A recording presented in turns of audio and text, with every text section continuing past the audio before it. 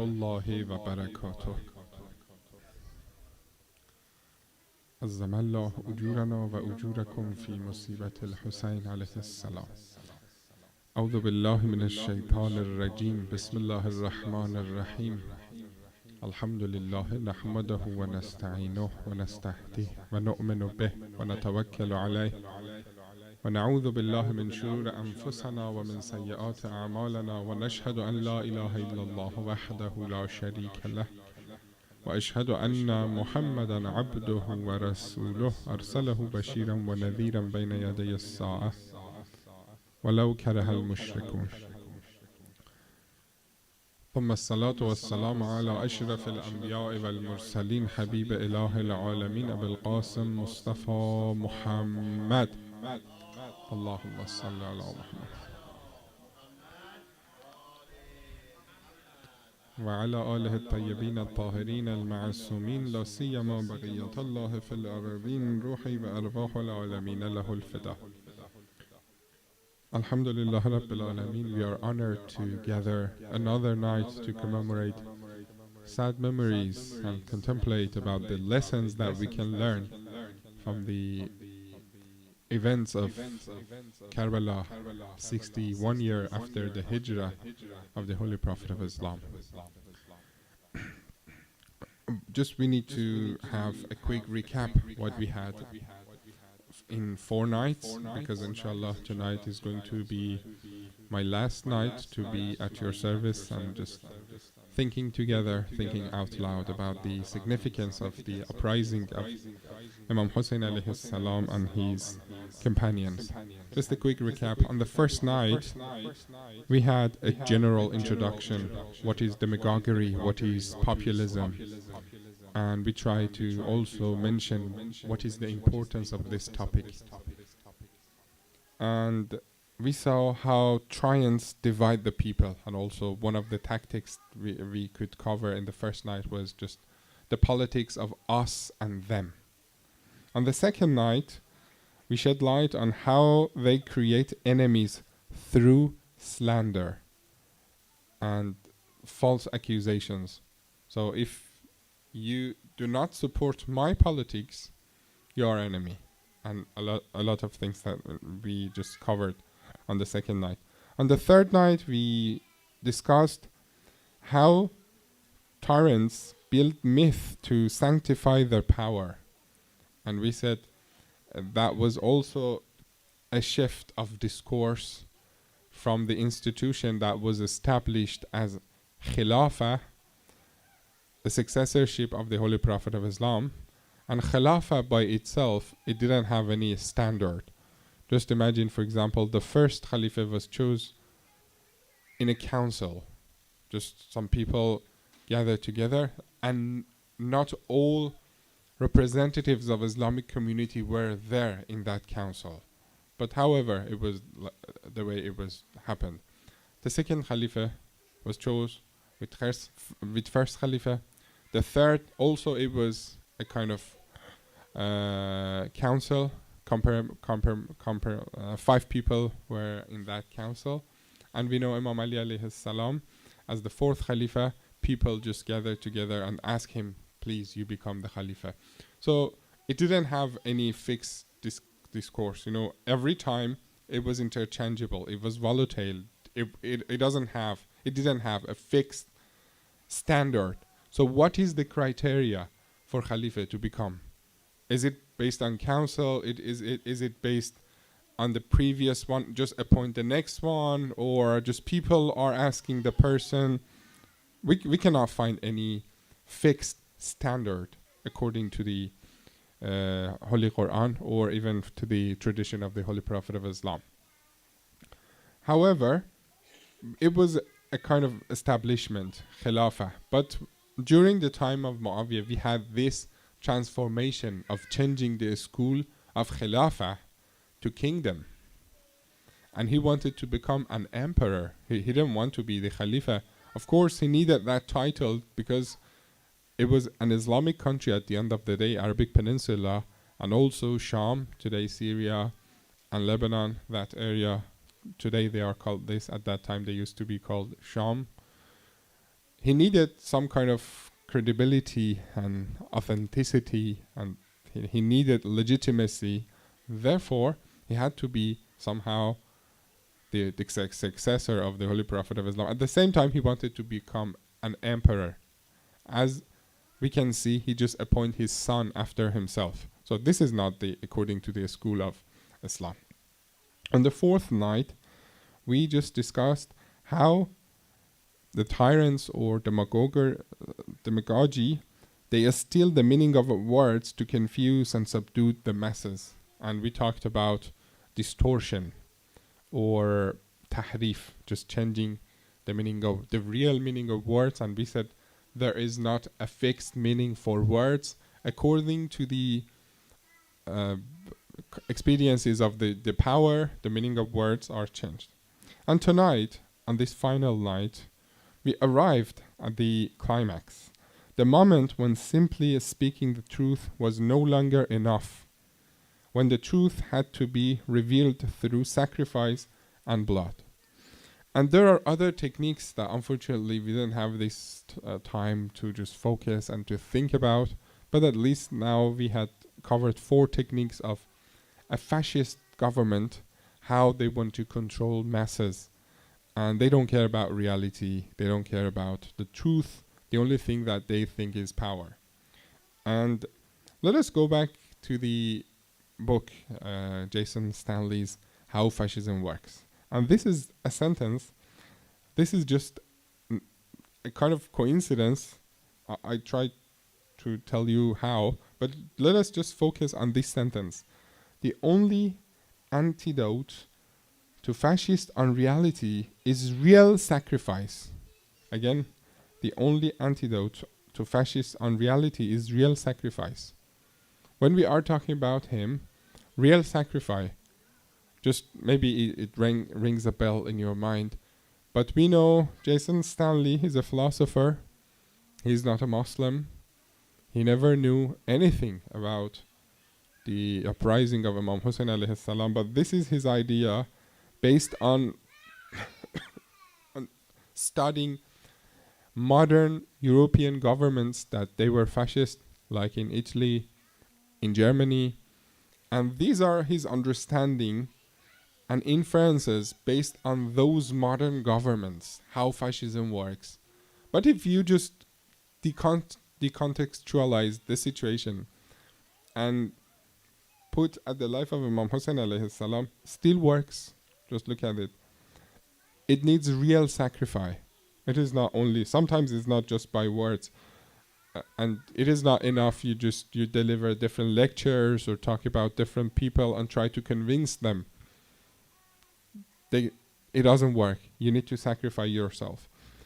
And so this is also a kind of nice coincidence for myself to see how a person who is not even Muslim reaches to the result that we are just want to describe. So it is good. As I said, humanities or social sciences can give us this opportunity to establish a discourse or having a universal language that is understandable for contemporary people just around us. You can talk about them and you say, what was wrong with Yazid? You say he was fascist. So that's enough. You know, they will understand. They will have sympathy for you. So this is something. And tonight, on this final night, we are here. The Umayyad had mastered every tool of deception. They had redefined religion to serve power, spread lies to demonize the Prophet's family, bribed scholars into silence, and also they had some scholars, they fabricated hadith in favor of them. In such an empire of unreality, no argument or sermon could fully awaken the hearts that had been poisoned by decades of misinformation. It was only when Imam Hussein alayhi salam stood not merely preaching justice, but embracing death for it, that the mask of legitimacy fell away. When his blood flowed on the sands of Karbala, it exposes the hollowness of Yazid, authority to every eye and every conscientious person. The sight of thirsty grandson of the Holy Prophet of Islam's grandson, slaughtered alongside his children and companions, became a living proof that the empire's claims to Islam was a lie. The sacrifice did what no speech could do. It tore the veil from a tyrant that pretended to be faith, and it left the Umayyad permanently disgraced in the memory of the Islamic Ummah. And tonight normally is dedicated to two people, two figures, two characters of Karbala. The first one we just want to talk about is like not exactly like Hurr ibn Yazid al-Riyahi, but somehow close, because he was a last-minute person to join the army of Imam Hussein and defend Imam Hussein alayhi salam, Hurr ibn Yazid al-Riyahi. And also Zuhair ibn Qayn more or less was the same. Of course, Zuhair didn't stop Imam Hussein. He was not part of the army of Ubaydullah ibn Ziyad. However, Imam Hussein wanted to meet him, and he was reluctant to accept. As we know, his wife, this is the only historical record. Just today, I was just searching different maqatil and different books regarding the history of Karbala. I couldn't find anything afterwards. What happened to the wife of Zuhair ibn Qayn? We don't know. It is not recorded in his history. There are some books that just emotional, and they say she went back to her tribe or to her family, but we don't have it in history. In history, just there is one record of her, and we can see just the effect of just another lady, another wife that can change the future of her husband. Zuhair ibn Qayn was Usmani. He was follower of Usman, and he was not even Shia. He was not the follower of Al-Bayt alayhimus salam, but his wife told him, so this is the exact sentence. Yeah. The grandson of the messenger of God is calling you. How can you still hesitate? Just one sentence. And just one sentence changed Zuhair ibn Qayn's mind, and he just joined the army of Imam Hussein alayhi salam to defend Imam alayhi salam. Zuhair rose, entered the Imam's tent, and and when he returned, there was a new light in his eyes. He said, there is no more hesitation. Even if I am killed and brought back to life 1,000 times, I will fight for you every time. So this is a person that we can just learn. And as I said, we can categorize him as the last minute person just to join the army of Imam. So we have some people like, for example, Abul Fazl al-Abbas alayhi salam or others, that they were in the army of Imam Hussein. They never had any kind of hesitation, reluctance, nothing. They were firm. But also at the other side, we have some people like Hurr ibn Yazid al-Riyahi, Zuhair ibn Qayn, that they are last minute people. That's why we never should disappoint and just leave it and say we have no chance, because you never know. Just like I just trying to remember his name, just came to my mind. There is a verse of the Holy Quran. Is not the time that you just think about Allah subhanahu wa ta'ala. This is the somehow English translation of that verse. And Fuzail Ayyaz, so he was a theft, and he were to the house, and he just wanted to do some kind of theft. He wanted to steal something from a house, and the owner of the house was reciting this verse of the Holy Quran. And just one verse of the Holy Quran changed his mind, changed his destination, changed his future. And Fuzail Ayyaz, instead of being a thief, he was now we know him as a mystic, as an arif, as a person who just practiced Islam very much. So sometimes just one sentence is enough for our hearts just to change our path and change our destination. We are asking Allah subhanahu wa ta'ala to give us those just some moments that it can just one sentence, one verse of the Holy Quran, or just one sentence of like Zuhair ibn Qayn's wife that changed our destination. Ya Allah, give us that moment and that verse of the Holy Quran, that time, that just one sentence, one verse of the Holy Quran, one hadith, we never know, change our destination. And maybe one of the reasons just we are gathering together is that Allah give us this opportunity.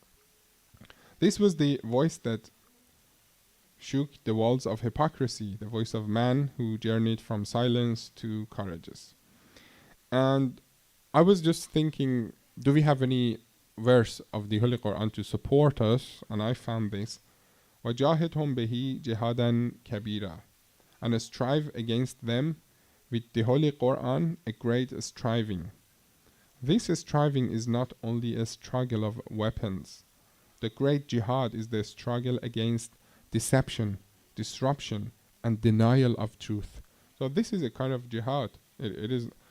We don't have to have armed jihad. Just we know some people are spreading lies, some people are spreading misinformation, and we just stand up and we tell the truth. So this can be a form of jihad according to this verse of the Holy Quran. And because tonight is dedicated, as I said, the first person is Zuhair ibn Qayn, we just wanted to remember his sad memories and what happened to him in the day of Ashura. And the second person, it is Abdullah ibn Hassan, the little child of Imam Hassan alayhi salam, that I will try to just do the second one in Farsi, the first one in English. It was the morning of Ashura. The enemy army stood in ranks with the thousands of spears. Zuhair ibn Qayn advanced calmly. He drew his sword and proclaimed, I fight to defend you and your women. It was just addressing the camp of Imam Hussein alayhi salam. Arrows raised down, blood streamed from his forehead, but still he cried out, O army of Ibn Ziyad, if you have no religion, at least be free people. At last the moment came when Zuhair fell to the earth. Imam Hussein alayhi salam rushed to his side. So we never know when we are gathering here. Maybe just it is our last moment. We are asking Imam Hussein also to come for us, wipe our faces and just be with us, because we want to be part of his army as well. Zuhair smiled, his eyes brightened at the sight of Imam, and whispered, Fusto, O son of the Messenger of God, Fusto wa Rabbil Kaaba, I have triumphed by the Lord of Kaaba. This was the reward of a man who traveled from silence to martyrdom. Like other nights, also I need 5 minutes just to summarize what we have said in English into Farsi, just as a kind of quick recap again. عرض کردیم در شب نخست یک کلیاتی راجع به حکومت‌های فاشیستی عرض کردیم، چگونه عمل میکنن و یکی از تکنیکاشون رو، فنونشون رو در شب اول توضیح دادیم که جامعه رو میخوان متفرق بکنن به دو دسته، به ما و آنها، که صرفاً هم تعلق نداره به تاریخ اسلام یا به یک مثلا حکومت‌های مدرن اروپایی مثل فاشیسم ایتالیایی یا فاشیسم آلمانی که در تاریخ مدرن اروپا داریم. هر حکومتی، هر جامعه‌ای، هر رهبر حتی یک کامیونیتی سنتر کوچیک اگر تلاش میکنه که اون کامیونیتی رو به ما و آنها دسته بندی بکنه، این رفتار فاشیستیه. باید مواظب باشیم و ازش پرهیز بکنیم. شب دوم یک مقداری راجع به تهمت و برچسب زنی صحبت کردیم. هر کسی که مثل خلیفه یا مثل رئیس فکر نمی‌کنه الزاماً دشمن نیست، متفاوت فقط فکر میکنه و باید به روش شناختی با این آدم صحبت کرد، نه با جنگ روانی، نه با تهمت زدن، نه با گسلایت کردن و از این حرفا. سومین که راجبش صحبت کردیم شب سوم اینه که چگونه رهبران فاشیست برای خودشون حاله از قدسیت میسازن یا برای خودشون به عنوان یک قهرمان معرفی میکنن. خب وقتی مقدس یعنی چی؟ یعنی دیگه نمیشه راجبش صحبت کرد و این هم یکی از خطراتی است که نه فقط جامعه، عرض کردم حتی یک کامیونیتی سنتر با 20 نفر عضو هم میتونه تهدید بکنه. پس باید مواظبش باشیم. و شب 4 صحبت کردیم که رهبران فاشیست چگونه معنای واژگان رو تغییر میدن به نفع خودشون و واژگان یک معنای ثابت ندارند و هر دفعه ممکنه که یک واژه تغییر بکنه با یک معنای جدید به نفع منافع اون رهبر فاشیست. اینم نکاتی بود که آموختیم، تطبیق دادیم بر سلسله بنی امیه و چگونه رفتار امام حسین باعث شد که این افکار و این حرفها و این فنون استراتژی ها راهبردها رو خنثی بکنه. یه بخشش فقط دیگه با حرف نبود، فقط با موعظه و نشستن و منطق و صحبت کردن نبود، یه بخشش واقعاً باید اتفاق می افتاد. مثل همین اتفاقی که شاید برای کشور ما ایران افتاد. هر چقدر می گفتیم که فلان منطقه دشمنه باور نمی کردن، می گفتن نه، هنوز هم بعضی هستن از رسانه های فاشیستی که همچنان باور ندارند که با ما دشمنه، میگن نه این فقط با نظام سیاسی ایران دشمنه. ولی همچنان که دیدیم امروز آماری در اومد حدود 980 نفر از مردم ایران، نه نیروهای نظامی، شامل 50-60 تا بچه 2 ماهه، بچه 7 ماهه شهید شد. پس این تعلق نداره صرفاً به تاریخ اسلام. همین امروز هم اگر چشمامون رو باز کنیم میبینیم و بعضی وقتا این جنگ باید اتفاق میافتاد، تجاوز نظامی باید اتفاق بیفتاد تا یک عده بیدار بشن. همچنین امام حسین علیه السلام هم باید شهید میشد، خانواده‌اش اسیر میشدن تا مردم بیدار بشن. و اشاره بکنیم به این جمله که خیلی برای خود من تکان دهنده بود در کتاب همین How Fascism Works که میگه تنها راهی که میتوان خنثی کرد رفتارهای یک حکومت فاشیستی رو ایثار از خودگذشتگیه، که همون کاری که امام حسین علیه السلام کرد. و حالا جالب اینه که اینها هیچ اطلاعی از هم ندارن. نویسنده کتاب جیسون استنلی به یک فیلسوف اصلا مسلمان هم نیست، شاید اصلا راجع به امام حسین یک کلمه هم نشنیده باشه، ولی خیلی جالبه که میگه یه جاهایی ما اگر میخوایم در مقابل کجروی ها بایستیم باید قربانی بشیم. حالا یه نفر هست شغلش قربانی میشه، یک نفر درآمدش قربانی میشه، یکی هم مثل امام حسین علیه السلام جانش قربانی میشه، فرزنداش قربانی میشه و خانوادهش اسیر میشن. عرض کردم که امشب رو میخوایم تقدیم بکنیم به حضرت عبدالله ابن حسن و خداوند انشاءالله به ما توفیق بده که بتونیم همیشه از رهروان امام حسین باشیم به برکت صلوات بر محمد و آل محمد. اللهم صل علی محمد. اگر بخوایم یه مقداری راجع به عبدالله ابن حسن صحبت بکنیم، عبدالله ابن حسن آخرین شهید بنی هاشمه که به میدان میره. این پسر امام حسن مجتبی علیه السلام. از 2 شهید قبلی هم نشانه داره، از حضرت عباس علیه السلام نشانه داره. میخوایم صحبت بکنیم وقتی که آقای غریب ما رو امام حسین علیه السلام رو دوره کردند. فقط تصور بکنید که اهل خیمه دارن نگاه میکنند، حضرت زینب داره نگاه میکنه، خانم امام حسین داره نگاه میکنه، امام حسین جمع شدن دورش میخوان که امام حسین علیه السلام رو شهید بکنن. من فقط میخوام 2 خط از کتاب، 2 خط نه بیشتر، از کتاب لحوف سید ابن طاووس براتون بخونم. سید ابن طاووس اینجوری نوشته: فخرج عبدالله ابن الحسن ابن علی، عبدالله ابن حسن ابن علی که هنوز جوانی نابالغ بود، و هو غلام لم یراهق، یعنی هنوز بچه بود، هنوز به سن بلوغ نرسیده بود. به همین دلیل توی خیمه خانم ها بود، چون هنوز نامحرم نشده بود.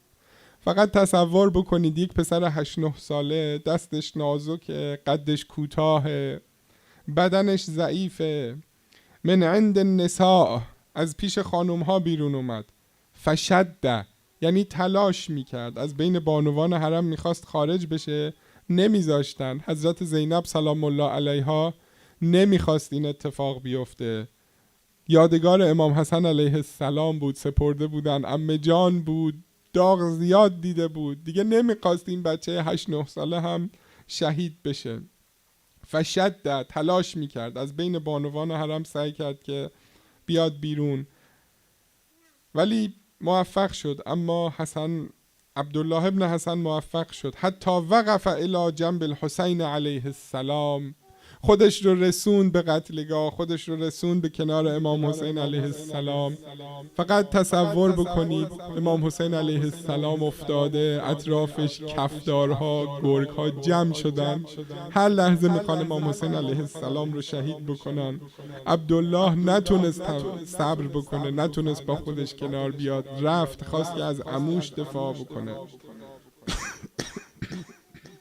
حتی وقف الی جنب الحسین علیه السلام، ناگهان آمد وسط قتلگاه، کنار امام حسین علیه السلام ایستاد. فلحقته زینب ابنت علی علیه السلام، زینب تا کجا دوید، تا کجا آمد، میخواست عبدالله رو بگیره. فابا و امتنع امتناعا شدیدا، ولی عبدالله ابن حسن باز هم از دست حضرت زینب سلام الله علیها فرار کرد، رفت پیش عموش. غیرت داره، نوه علیه، پسر امام حسن علیه السلام.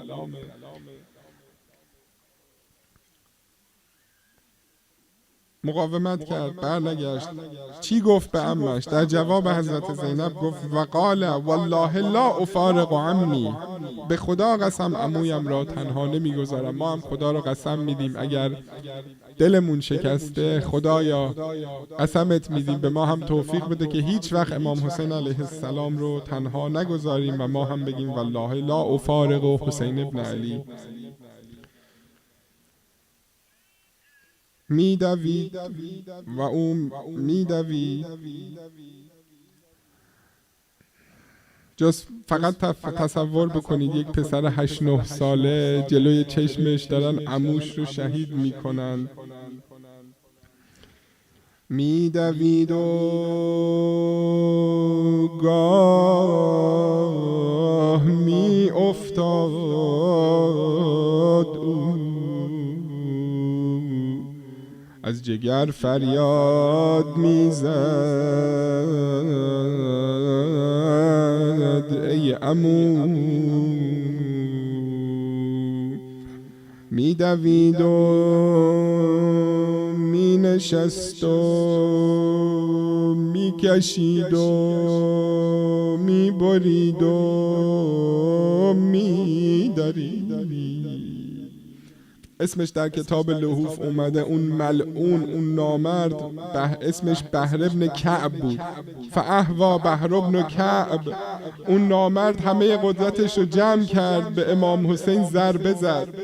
یک کودکی فریاد زد، فقال له الغلام، یک کودکی فریاد کشید، ویلک یا ابن الخبیثه اتقتل عمی، ای پسر زن ناپاک، تو میخوای عموی منو شهید کنی؟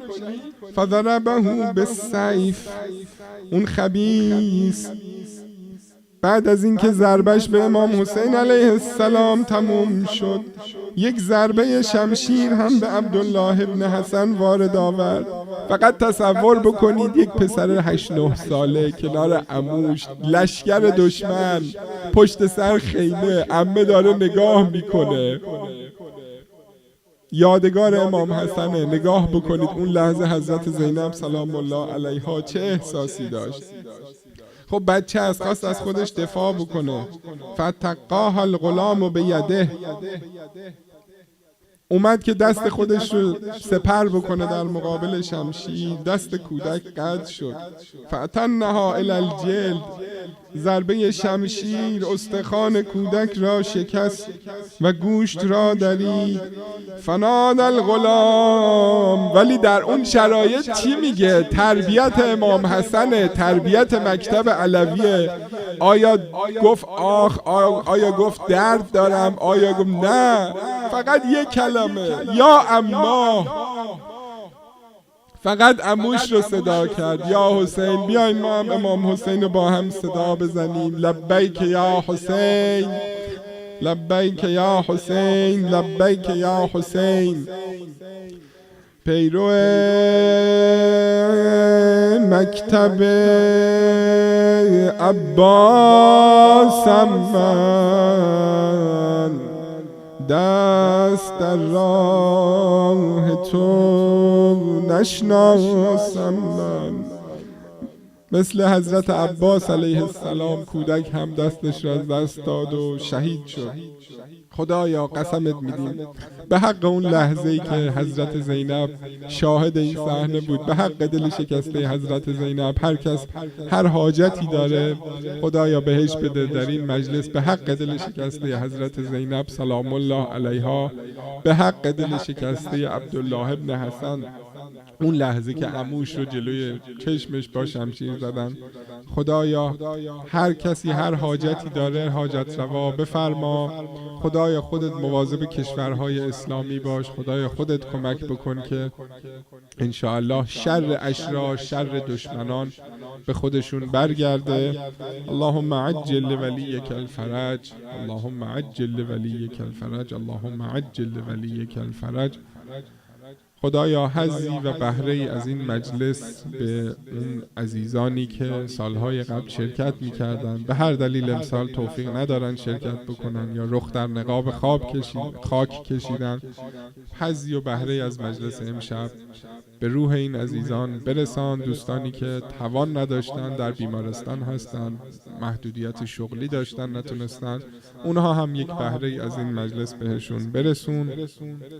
خواهران و برادرانی که زحمت کشیدن این شبها این مجالس برپا بشه در این کشور، یاد امام حسین گرامی داشته بشه، ذکر مصیبتی بشه، امر اهل بیت احیا بشه. خدایا بهشون توفیق بده در دنیا و آخرت. در دنیا خادم اهل بیت باشن و در انشاءالله در آخرت همنشین اهل بیت باشن به برکت صلوات بر محمد و آل محمد.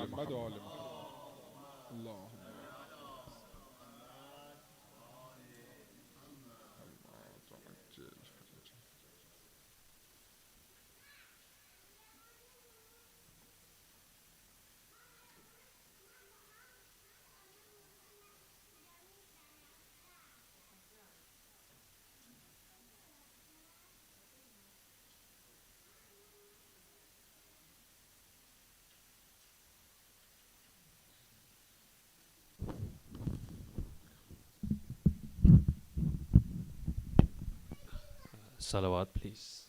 Allahumma salli ala Muhammad wa ali Muhammad. With Aga's permission, I will do another short 5-minute speech for the children. And today we're honoring the younger son of Imam Hassan. As Aga mentioned, his name was Abdullah. He was younger than Hazrat Qasim, who we all hear the bravery in the story of. This was Imam Hassan's son named Abdullah. There's a couple of amazing points about him. So one of the things, he had questions in his mind regarding the treaty that his father, when he was Imam Hassan, had done with Muawiyah. He actually asked, one of the stories is, he asked Imam Hussein, why did my father not fight? And Imam Hussein replied, your father did fight very bravely in battles like Siffin. However, when Imam Hassan was the Imam, because remember Imam Hassan was older than Imam Hussein, so he was the second Imam, he was alone, which is very sad. And there's a narration where Imam Hassan looked at a group of sheep, and he said, "If I only had this many loyal followers, I could make a change." So that's an indication of how alone Imam Hassan was during his imamat, and therefore the best course of action, rather than fight, was to have a peace treaty. Now, coming back to Abdullah during the epic of Karbala, during the Battle of Karbala on Ashura, Abdullah saw obviously his uncles, his father's friends, Imam Hussein's companions go out to fight, and many of them did not return. So there's a couple of points. Abdullah, his age was between 9 and 11. Some say 9, some say potentially 11. And when Imam Hussein was going out to the battle, and he told everyone, I won't be returning. Some narrations say Abdullah ran with Imam Hussein because he didn't want to leave him alone. There's another narration which says when Imam Hussein was fighting, Shimr, when he was coming towards Imam Hussein, Abdullah saw this and ran out to help Imam Hussein, and Imam Hussein called to Lady Zainab alayhi salam, take him back. The other example is during the battle where Imam Hussein was fighting very bravely, he took some time to rest, and the enemy rested as well. Imam Hussein was severely wounded, and he saw a soldier come towards Imam Hussein to strike him, and Abdullah very bravely ran out from the tent towards his uncle Imam Hussein, and he shouted at the soldier, and he said, "Leave my uncle alone." Now, the narration is, instead of this soldier striking Imam Hussein, he actually struck Abdullah's hand, and he was injured, and he was in Imam Hussein's lap. Imam Hussein took him in his lap to comfort him, and Imam Hussein said, "Look, it's very, very hard, this situation. You're very brave." And the other narration is, while he was in Imam Hussein's lap, there is another soldier in Yazid's army. His name is Hurmala. You'll hear about him. He did very many bad things. He shot an arrow towards Imam Hussein, and it pierced Abdullah, and he passed away.